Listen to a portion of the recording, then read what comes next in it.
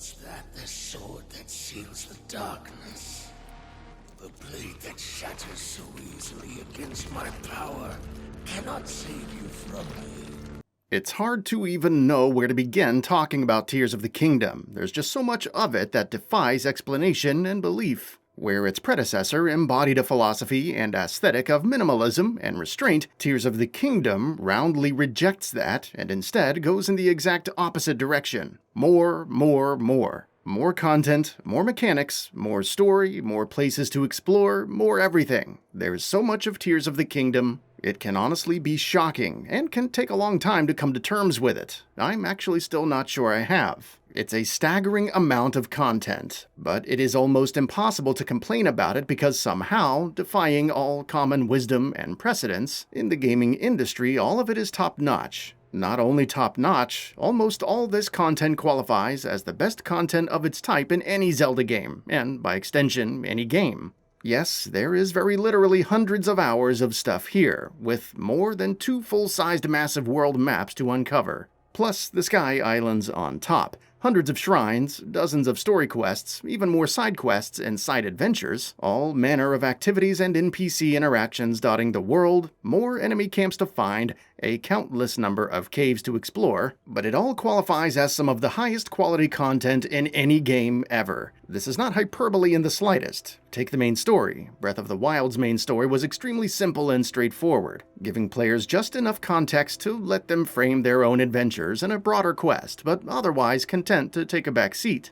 Tears of the Kingdom is a far more narrative-driven game than its predecessor, kicking things off with a major story sequence and then consistently doling out new revelations to the player over the course of its long, massive runtime. Each new development slowly peels back the layers of the game's central mystery more and more, which only grows more compelling the more you learn about it. Tears of the Kingdom has arguably one of the best stories in the franchise. While Zelda is not a series that sells itself on the back of its storytelling prowess, it has nonetheless had some extremely memorable outings on that front.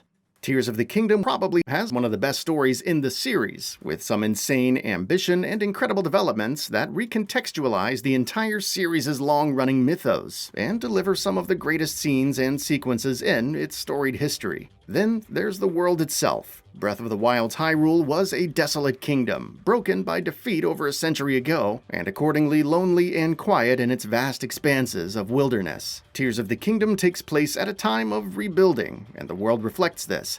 It's a world that seems a lot more fleshed out and alive, with a lot more going on. NPC quests now span the entire map, and have great narrative setup and payoff most of the time. You can spot makeshift camps and construction crews all over. Dynamic NPC events in the wilderness are dime a dozen. And even outside of the NPCs, the world itself is bigger and more alive. Enemies of opposing factions can often be seen fighting one another. Small squadrons of Hyrule's newly restored military can often be encountered clearing monster encampments. The countryside is now pockmarked with dozens upon dozens of caves for players to go spelunking in, usually populated with unique enemy types and rare resources too. And rumors from one side of the map follow you to the other. It feels like a more bustling and alive world, taking the bones of Breath of the Wild's excellent Hyrule and beginning to flesh it out by adding some top-grade meat to it. Fleshing out its predecessor's template with the follow-up was presumably something most people expected. Breath of the Wild is a landmark game that has, in the years since its release, been celebrated as one of the greatest games ever made, but it achieved a lot of its brilliance and elegance of design by focusing exclusively on its singular vision for what it wanted to be, and stripping out almost everything else. You were left with a limitless game and an incredible world, but one that sacrificed a lot to achieve its greatness. Surely now, with the groundwork laid, the follow-up would begin to add back in a lot of what Breath of the Wild had held back on. And in the strictest possible sense, that's pretty much what Tears of the Kingdom does and is.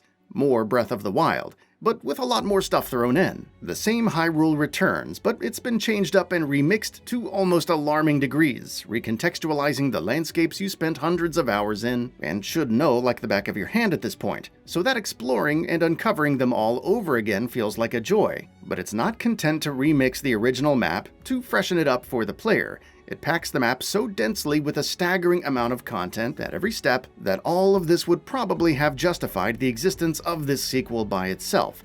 However, Tears of the Kingdom does not stop here. Now the amount of explorable area has more than doubled because, on top of the gigantic massive map from the first game returning, you also get the floating sky islands. These collectively add up to a hefty chunk of terrain for the player to engage with, and are entirely fresh terrain, with their verticality adding literal new dimensions to traversal and exploration, and posing unique challenges to the player. But not content with having two layers in its massive open world, it adds another, an underground subterranean section as large as the map of Hyrule itself, and with an entirely unique set of mechanics governing it. It's this absurd amount of industry-leading quality of the content mixed with the sheer mind-breaking volume of it that makes Tears of the Kingdom stand out and make such an impression. As I stated earlier, this is a sequel that rejects the central philosophy of its predecessor and goes in the exact opposite direction. Nowhere is that more evident, arguably, than its central set of systems and mechanics. Breath of the Wild gave its players 4 central abilities, which combine to give you an almost limitless amount of control over how you interacted with the game's world. In the 6 years since that game's release, players have continued to find new and astounding ways to apply that game's abilities and mechanics in unexpected and delightful ways, giving it a life beyond that of most games in today's social media age. Tears of the Kingdom throws those abilities out and replaces them with its own, which are so expansive, so vast, and so endlessly permutable and combinable that they make Breath of the Wild's look positively quaint and limited in comparison. The star of the show is obviously Ultra Hand, an ability which not only lets you grab and move pretty much anything in the environment, but it also lets you glue it together, combining this with some ancient technological relics you can find, from the simpler stuff like fans, springs, and sails, to the more outlandish ones like flamethrowers, rockets, and literal aerial devices like planes and gliders. Lets you make, well, almost anything, really. Any problem in the game is now limited by only your own imagination and spatial thinking. Crossing a wide chasm isn't just a matter of cutting down a log to make a makeshift bridge. You can cut down multiple and combine them together to give yourself more stable footing to cross. Or you could combine the logs together, then attach a balloon to them, and add some flames to the balloon to give yourself a flying raft. Or maybe that's too slow and low-tech for you, and you just throw caution to the winds, grab on a rocket, and launch yourself into the air to glide down on the other side. Any and all answers are the right ones. Breath of the Wild seemed like a limitless game that was always willing to say yes to the player, no matter what they tried and how crazy it was. But Tears of the Kingdom steamrolls the few boundaries and limits Breath of the Wild had, and empowers its players to ridiculous degrees. You can spend literally hours trying to create contraptions as you try to approach a problem stumping you, but perhaps the best and most impressive thing here is that while the game rewards and encourages creative thinking, it never quite demands it. Outside of the tutorial area, which introduces the new abilities to the player, the rest of the game is content to let you go about tackling things the old-fashioned way. If you don't want to spend time tinkering with and crafting whatever crazy idea you have in mind to solve a problem, you don't have to. And in this one way, it stays true to Breath of the Wild's central ethos of player empowerment and agency. This toy box-style tinkering mentality is pervasive in most other areas of the game as well. For example, of the other new abilities you get is Fuse, which lets you fuse your weapons together. This has the dual benefit of letting a weapon take more hits before it breaks. Yes, weapon durability is back, and this time there is even a story explanation for it, but also gives the weapon some unexpected unique properties that you may not have expected. Some of these are obvious. Adding a rock to a sword turns it into a hammer, which lets you deal blunt damage, while combining 2 sticks turns them into a long pole arm, allowing you some quicker attacks from a ranged distance. But as with Ultra Hand, Fuse really comes into its own when you decide to get clever with it. In one of my earliest experiments tinkering with Fuse, I combined a flamethrower to my shield. This meant that any time I was shielding myself, I was also burning my enemies to cinders. There was also the time I attached some meat to my arrows, which apparently distracted all of the enemies in a camp as they ran to grab the food for themselves, allowing me to get some sneaky strikes in, and the time I attached a fan to my sword, which had the hilarious side effect of literally blowing my enemies away every time I swung the blade. All of Tears of the Kingdom is built on this core principle of giving its player some very strong powers with some very obvious and immediate benefits, but ones that can be stretched beyond what you would expect if you really put your mind to it. One of Tears' most powerful abilities is Ascend, which quite literally lets you just jump up through any ceiling above you and emerge on the surface on top. For a game with as much verticality as Tears, this can be a game changer. For a game that is following up on the one that emphasized vertical traversal as much as Breath of the Wild did, it can be game-breaking. But Tears is smartly designed to prevent you from trivializing its world traversal with Ascend too much, and at the same time it is designed to accommodate the savvy or enterprising player who will want to push Ascend to its limits anyway. For example, in one memorable shrine early on in the game, yes, shrines are back, there are more of them than in Breath of the Wild, and they are, across the board, significantly better. I was tasked with manipulating a gigantic, irregularly shaped object into a certain orientation so that it would form a series of platforms that would let me climb my way up and get to the top, where the end of the shrine was.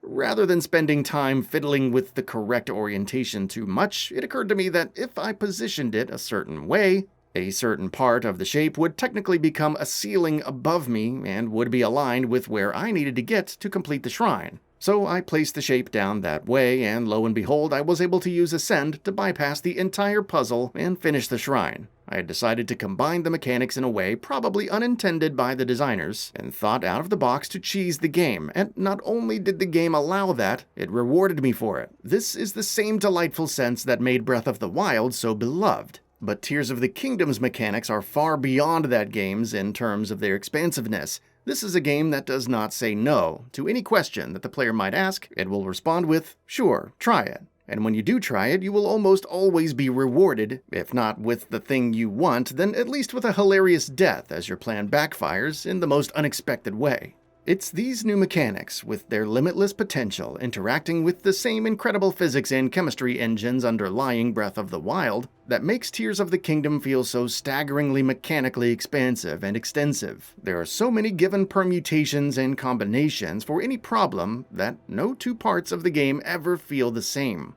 Sameness was an issue with Breath of the Wild, not mechanically, as mentioned. Mechanically, it was endlessly inventive. But it did suffer from recycled enemy models. It had the lowest enemy variety in the series to date, while having the largest world, which only exacerbated the problem. Recycled aesthetics for interior and subterranean environments, recycled boss fights, and recycled dungeon aesthetics for the beasts. We'll get to these in a second.